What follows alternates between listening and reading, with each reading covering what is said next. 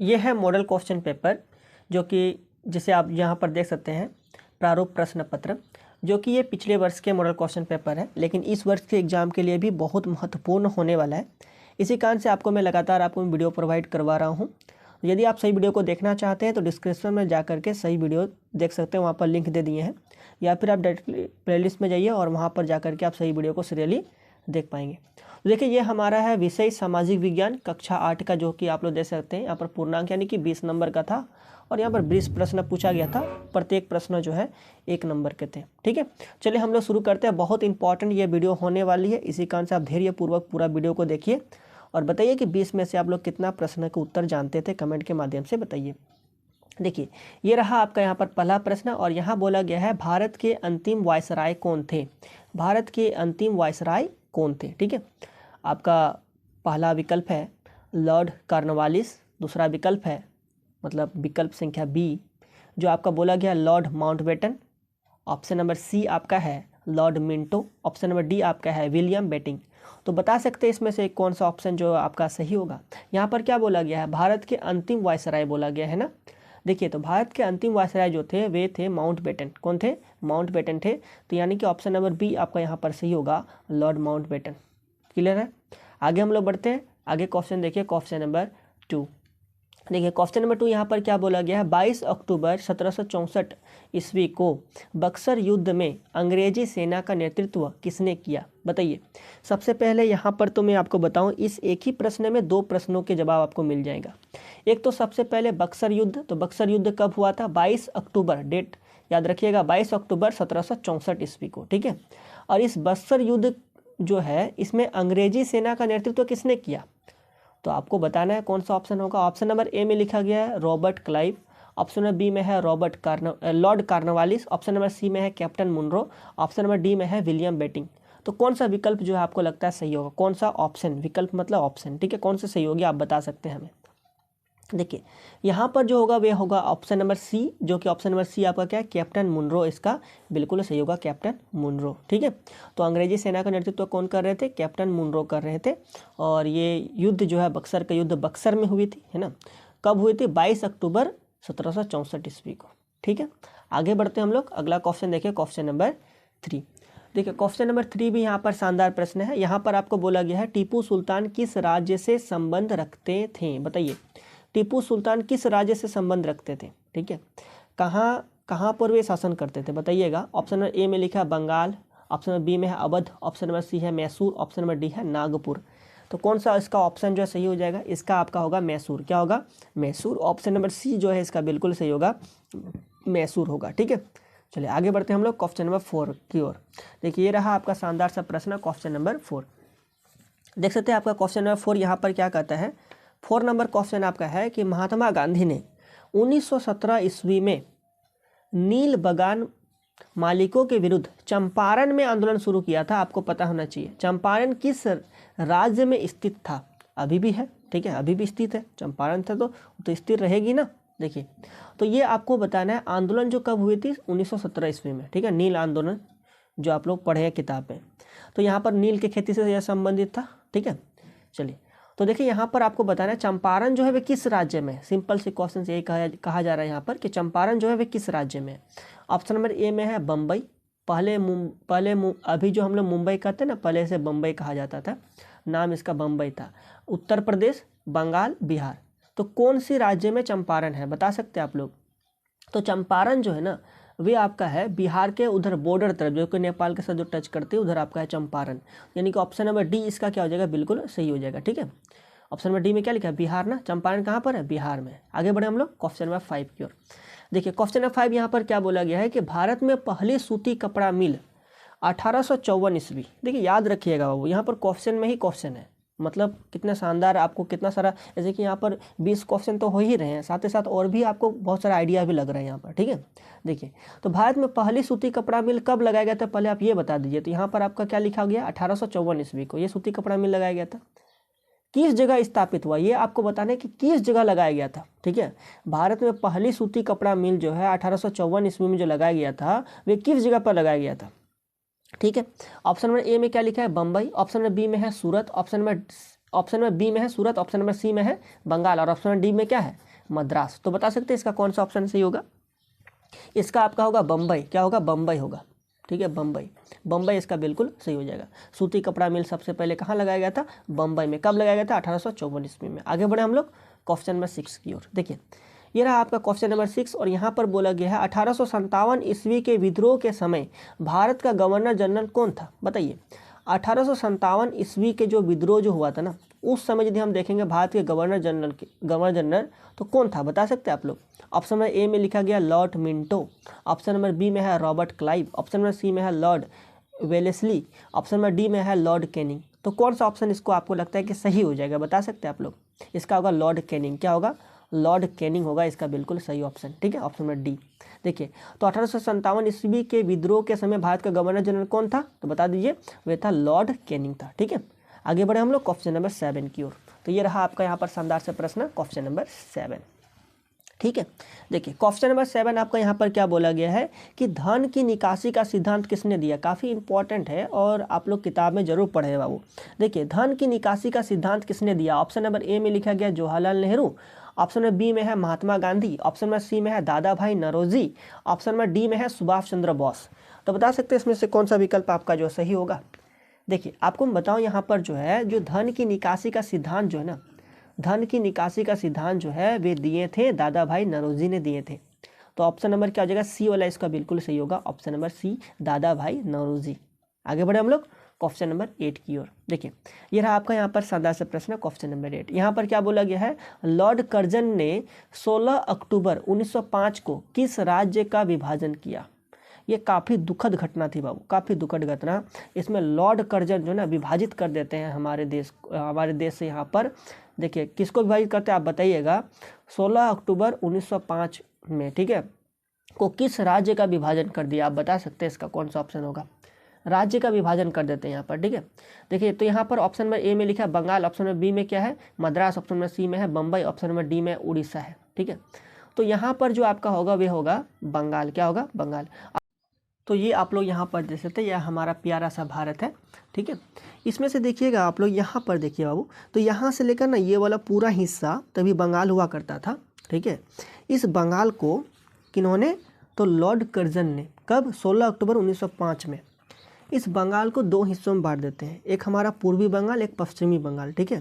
तो इसी कारण से इसका नाम अभी भी पश्चिम बंगाल ही है और ये वाला बांग्लादेश अभी बन चुका है, ठीक है ना। तो चलिए तो ये आप लोग समझ गए यहाँ पर। तो लॉर्ड कर्जन ने 16 अक्टूबर 1905 को किस राज्य का विभाजन किया, तो कहिएगा बंगाल का किया, ठीक है। पूरा क्लियर हो गया कंसेप्ट, कोई दिक्कत नहीं होना चाहिए, ठीक है। आगे बढ़ते हैं हम लोग क्वेश्चन नंबर 9 की ओर। देखिए ये रहा आपका क्वेश्चन नंबर 9 और यहाँ पर आपका बोला गया है कि इनमें से कौन अनवीकरणीय संसाधन का उदाहरण नहीं है। देखिए अनवीकरणीय संसाधन कौन सा उदाहरण नहीं होगा। पेट्रोल क्या है आप बता सकते हैं, पेट्रोल क्या हो जाएगा, नवीकरणीय कि अनवीकरणीय। देखिए पेट्रोल जो होता है ना वे अनवीकरणीय संसाधन है, क्योंकि एक समय के बाद ये क्या हो जाएगी, ख़त्म हो जाएगी यूज़ करते करते, है ना। उसको यहाँ क्या कोयला, कोयला भी क्या हो जाएगा अनवीकरणीय संसाधन हो जाएगा। प्राकृतिक गैस भी क्या होगा अनवीकरणीय संसाधन होगा। लेकिन ये वन जो ना वन आपका नवीकरणीय संसाधन के कैटेगरी में आता है। इसका आंसर ऑप्शन नंबर सी क्या हो जाएगा, इसका बिल्कुल सही हो जाएगा। आगे बढ़े हम लोग, बहुत अच्छा।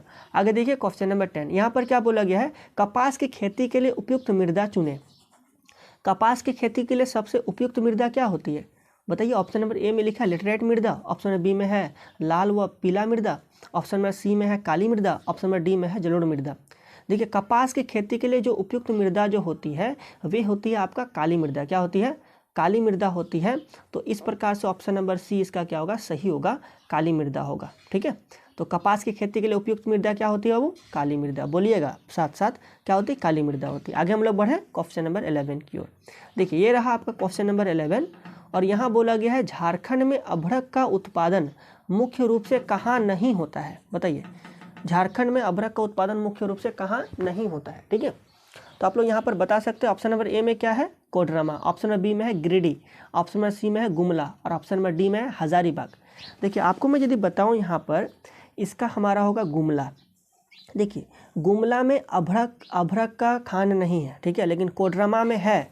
गिरिडीह में भी है, हजारीबाग में भी है, ठीक है। तो झारखंड में अभ्रक उत्पादन मुख्य रूप से कहाँ नहीं होता है बोला गया है, तो कहाँ नहीं होता है, गुमला में नहीं होता है, ठीक है।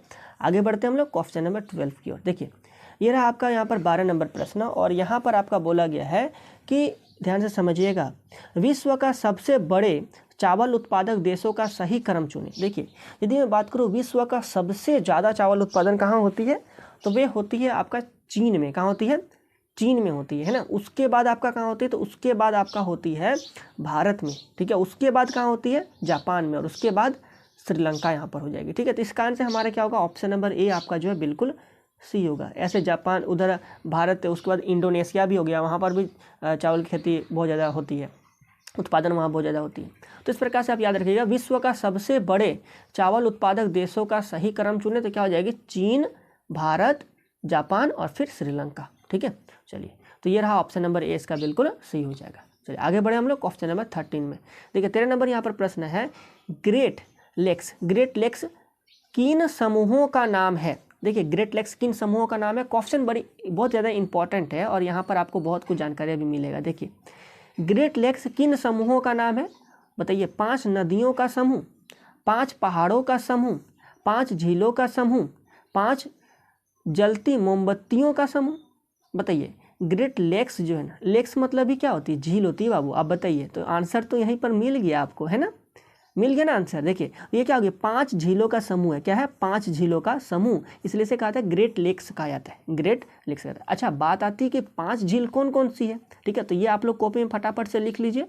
चलिए तो 1 नंबर में लिखिए सुपीरियर झील। कौन सी झील, सुपीरियर झील, ठीक है। चलिए आगे देखिए 2 नंबर में लिखिए आप लोग, 2 नंबर लिखिए यूरन झील, यूरन झील लिख दीजिएगा, ठीक है।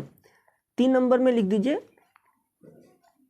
ओंटारियो झील, ओंटारियो झील, ठीक है, झील लिख दीजिएगा। 4 नंबर लिखिए मिशिगन झील, ठीक है। 5 नंबर लिखिए ईरी झील, ईरी झील। इस प्रकार से आप लोग लिख दीजिए, यह हमारा 5 झील है, ठीक है। चलिए तो 5 झील जो मिलती है ना, यह बनता है आपका ग्रेट लेक्स का निर्माण होता है, जिसे कहा था 5 झीलों का समूह। तो 5 झीलों, ये 5 झील जब मिलते हैं तो एक ग्रेट लेक्स बनता है, ठीक है, जो क्या है 5 झीलों का समूह है एक, ठीक है। लिख दिए आप लोग, चलिए लिख लिए। आगे हम लोग बढ़ते हैं क्वेश्चन नंबर 14 की ओर। तो ये रहा आपका यहाँ पर शानदार सा प्रश्न क्वेश्चन नंबर 14। देखिए ये रहा आपका शानदार सा प्रश्न क्वेश्चन नंबर 14। यहाँ पर क्या बोला गया है कि मानवाधिकार दिवस ना हर साल किस तिथि को मनाया जाता है। बताइए मानवाधिकार दिवस जो है हर साल किस तिथि को मनाया जाता है, ठीक है। ऑप्शन नंबर ए में लिखा है 10 सितंबर, ऑप्शन नंबर बी में है 10 अक्टूबर, ऑप्शन नंबर सी में है 10 नवंबर, ऑप्शन नंबर डी में है 10 दिसंबर। तो बताइए मानवाधिकार दिवस हर साल किस तिथि को मनाया जाता है। तो मानवाधिकार दिवस हर साल जो है 10 दिसंबर को मनाया जाता है। कब मनाया जाता है, 10 दिसंबर को मनाया जाता है। तो इस प्रकार से ना ऑप्शन नंबर डी इसका सही है, याद रखिएगा, काफ़ी इंपॉर्टेंट है, 10 दिसंबर होगा, ठीक है। चलिए आगे बढ़े हम लोग क्वेश्चन नंबर 15 की ओर। देखिए ये रहा आपका यहाँ पर 15 नंबर क्वेश्चन, और यहाँ पर क्वेश्चन में क्या बोला गया, ध्यान से देखिए। क्वेश्चन नंबर 15 आपका है कि राज्यसभा में कितने सदस्यों को राष्ट्रपति मनोनीत करते हैं। बताइए राज्यसभा में ना कितने सदस्य होते हैं जो राष्ट्रपति मनोनीत करते हैं। देखिए ऑप्शन नंबर ए में लिखा है 2, ऑप्शन नंबर बी में 10, ऑप्शन नंबर सी में 12, ऑप्शन नंबर डी में 14। तो यहाँ पर क्या हो गया 12। तो 12 सदस्य होते हैं जो राष्ट्रपति मनोनीत करते हैं, कहाँ पर, राज्यसभा में। समझ में आ रहा है आपको, वेरी गुड। आगे बढ़ते हैं हम लोग क्वेश्चन नंबर 16 की ओर। देखिए 16 नंबर यहाँ पर प्रश्न आपका बोला गया है कि भारत में न्यायाधीशों की सेवानिवृत्ति उम्र है। जो भारत के न्यायाधीश जो होते हैं इसकी सेवानिवृत्ति उम्र कब तक है, बता सकते हैं आप लोग। ऑप्शन नंबर ए में है 62 वर्ष, बी में है 60 वर्ष, सी में है 70 वर्ष, डी में है 65 वर्ष। तो यहाँ पर कौन सा ऑप्शन होगा, ऑप्शन नंबर डी होगा आपका 65 वर्ष। क्या होगा, 65 वर्ष होगा, ठीक है। आगे बढ़ते हैं हम लोग क्वेश्चन नंबर 17 की ओर। देखिए ये रहा आपका 17 नंबर प्रश्न, और यहाँ पर बोला गया है भारत में लड़कियों के लिए विवाह योग्य उम्र कानून द्वारा कितने वर्ष निर्धारित है। बताइए जो लड़कियों का जो विवाह का उम्र है ना भारत में कानून द्वारा कितने वर्ष दिया गया है, निर्धारित किया गया, आप बता सकते हैं। ऑप्शन नंबर ए में है 21 वर्ष, ऑप्शन नंबर बी में है 18 वर्ष, ऑप्शन नंबर सी में है 16 वर्ष, ऑप्शन नंबर डी में है 25 वर्ष। क्या होगी, बिल्कुल इसका सही ऑप्शन होगा 18 वर्ष। क्या होगा, 18 वर्ष। तो यहाँ तो लड़कियों की बात कहा गया है ना। यदि हम लड़कों की बात करें तो लड़कों की यदि हम बात करेंगे, इनका जो है विवाह का उम्र निर्धारित किया गया है 21 वर्ष। कितना, 21 वर्ष। ठीक है, चलिए आगे बढ़े हम लोग क्वेश्चन नंबर 18 की ओर। देखिए 18 नंबर यहाँ शानदार प्रश्न है। यहाँ पर क्या बोला गया, पंथ निरपेक्ष, समाजवादी तथा अखंडता शब्द, ये तीनों शब्द, पंथ निरपेक्ष, समाजवादी, अखंडता शब्द 1976 में किस संविधान संशोधन द्वारा जोड़ा गया, बताइए। 1976 में इंदिरा गांधी जी के सरकार थे। तो यहाँ पर आप बताइएगा, देखिए आपातकाल की स्थिति में ना 1976 में ये पंथ निरपेक्ष और आपका जो है ना, ये आपका जो है समाजवादी, ये दोनों शब्द को जोड़ा गया था। और यदि हम बात करें यहाँ पर पंथ निरपेक्ष, समाजवादी और अखंडता शब्द 1976 में जो जोड़ा गया था ना, अभी आप लोग बताइए कौन सा संविधान संशोधन के द्वारा जोड़ा गया था। तो ये जोड़ा गया था, अच्छा ऑप्शन नंबर आपको मैं पढ़ के बताता हूँ। ऑप्शन ए में है 42वें, ऑप्शन नंबर बी में है 46वें, ऑप्शन नंबर सी में है 36वें, ऑप्शन नंबर डी में है 44वें। तो यहाँ पर इसका बिल्कुल जो सही ऑप्शन होने वाला है वे ऑप्शन नंबर ए होगा 42वें। क्या होगा, 42वें। तो 42वें संविधान संशोधन के द्वारा पंथ निरपेक्ष, समाजवादी, अखंडता शब्द को जोड़ा गया था। कब, 1976 में। क्लियर। आगे बढ़ते हैं हम लोग क्वेश्चन नंबर 19 की ओर। देखिए 19 नंबर शानदार प्रश्न है। यहाँ पर क्या बोला गया, सूर्य नमस्कार की कितनी स्थितियाँ हैं, बताइए। सूर्य नमस्कार की कितनी स्थितियाँ हैं, आप बता सकते हैं। ऑप्शन ए में है 10, बी में है 8, सी में है 12 और डी में है 16। तो इसकी आपका कौन सा ऑप्शन होगा, ऑप्शन नंबर सी होगा, जो कि होगा 12। ठीक है, और इससे शरीर का संपूर्ण क्या होता है, व्यायाम हो जाता है। ये जो आपका यहाँ पर 12 स्थितियाँ हैं सूर्य नमस्कार का, इससे शरीर का संपूर्ण व्यायाम हो जाता है। ठीक है, और ये बहुत ज़रूरी है, सूर्य नमस्कार आपको करना चाहिए। इससे क्या होती है, हेल्थ वगैरह आपका अच्छी रहती है। ठीक है, आगे बढ़ते हैं हम लोग। व्यायाम हो जाता है आपका पूरा, तो हेल्थ अच्छा ही रहेगा। आगे देखिए 20 नंबर क्वेश्चन। यहाँ पर क्या बोला गया है, बैंक से आप लाभ उठा सकते हैं। बैंक से आप क्या लाभ उठा सकते हैं। ऑप्शन नंबर ए में लिखा है रुपया को सुरक्षित रखकर, ऑप्शन नंबर बी में है जरूरत पड़ने पर ऋण लेकर, ऑप्शन नंबर सी में है ए और बी दोनों, ऑप्शन नंबर डी में है केवल ए। ठीक है, देखिए तो बैंक जो है ना, वे हमें क्या करते हैं, हमारे रकम को तो सुरक्षित रखते हैं, हमारे धन को तो सुरक्षित रखते हैं, साथ ही साथ वे हमें ऋण भी देते हैं जरूरत पड़ने पर, है ना। तो बैंक से आप लाभ उठा सकते हैं, तो रुपया को तो सुरक्षित करके लाभ उठा ही सकते हैं, साथ ही साथ हम लोग जरूरत पड़ने पर ऋण भी ले सकते हैं। तो इस प्रकार से हमारा ऑप्शन नंबर सी इसका क्या होगा, बिल्कुल सही होगा, ए और बी दोनों। ठीक है, इस प्रकार से आपको मैंने शानदार तरीका से मैंने प्रश्न समझाने का प्रयत्न किया, उसके मैंने आपको आंसर दिया। ठीक है, यदि आप लोग अभी तक चैनल को सब्सक्राइब नहीं किए तो कर लीजिएगा और इस वीडियो को लाइक कर दीजिएगा। तो बस तब अभी इस वीडियो में इतना ही, मिलते हैं अगले वीडियो में, तब तक के लिए बहुत बहुत धन्यवाद।